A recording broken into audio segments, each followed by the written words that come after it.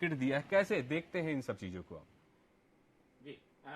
देखिए, जैसा कि हमने बताया कि ये जो सीट है कांकेर की, ये शहरी और ग्रामीण दोनों मिली जुली सीट बन गई है और इसीलिए नक्सलवाद का यहाँ इस इलाके में, इसके ग्रामीण इलाके में बढ़ना, और दूसरा महत्वपूर्ण कि नेशनल हाईवे से लगे हुए जो गांव हैं उनका कनेक्टिविटी, ये दो अहम मुद्दा हमें इस बार कांकेर में देखने को मिलेगा। दूध नदी वहाँ काफ़ी प्रसिद्ध नदी है, वहाँ के आसपास के रहने वालों का जीवन जो है वो उठना चाहिए था। 5 साल में उम्मीद के साथ उन्होंने वोट किया था, तो वो मुद्दे इस बार चुनाव में खास रहने वाले हैं। और जो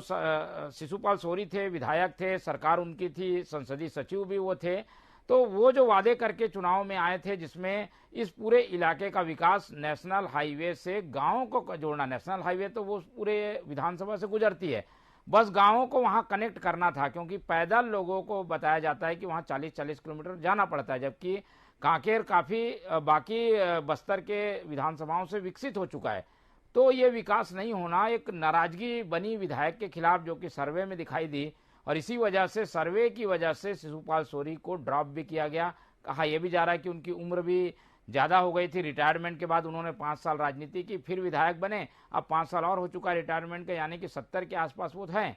तो उनको टिकट नहीं दी गई। शंकर ध्रुवा पर विश्वास किया गया है, जातिगत समीकरण से भी ध्रुवा समाज वहाँ काफ़ी है, तो उनको महत्व वहाँ मिल सकता है। लेकिन जो बीजेपी ने वहाँ पर उम्मीदवार उतारा है वो आसाराम नेताम हैं, वो एक नया चेहरा है, यंग हैं, वहाँ के स्थानीय चुनाव में कई बार वो जीत हासिल कर चुके हैं, तो इस तरीके से बीजेपी का प्रयोग नया है। और कांग्रेस ने अपने पुराने जो मोहरे है उस पर भरोसा जताया है, तो उसके बाद अब जनता को ये तय करना है कि जो उसके मुद्दे थे, खासतौर पर ग्रामीण क्षेत्र का विकास, दूध नदी के आसपास का जो क्षेत्र है वहाँ पर रोजगार की व्यवस्था, और जो लोग सड़क चाहते थे, सड़क उनको अगर मिल जाती तो वहाँ पर काफ़ी अच्छा चुनाव जो है वो देखने को मिलता। और ज़्यादा फीडबैक हम अपने संवाददाता से लेंगे। लेकिन ये कांकेर जो सीट है वो हाई प्रोफाइल सीट बन गई है, शहरी और ग्रामीण क्षेत्र का मिला जुला मतदाता वहाँ पर है, इसलिए कुछ भी आकलन एक साथ नहीं लगाया जा सकता, काफ़ी टफ मुकाबला यहाँ हमें देखने को मिलेगा। इसी पे आना चाहूंगा मोहन जी, ये कि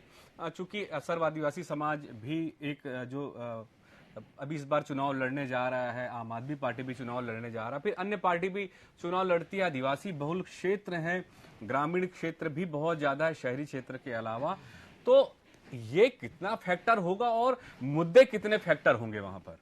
बिल्कुल, हाँ, देखिए, तीसरा दल के रूप में खास तौर पर कांकेर से लेकर कोंटा तक सर्व आदिवासी समाज, जिनकी पार्टी का नाम हमर राज पार्टी है, अरविंद नेताम इसको लीड कर रहे हैं, उस क्षेत्र में जाना पहचाना नाम है अरविंद नेताम।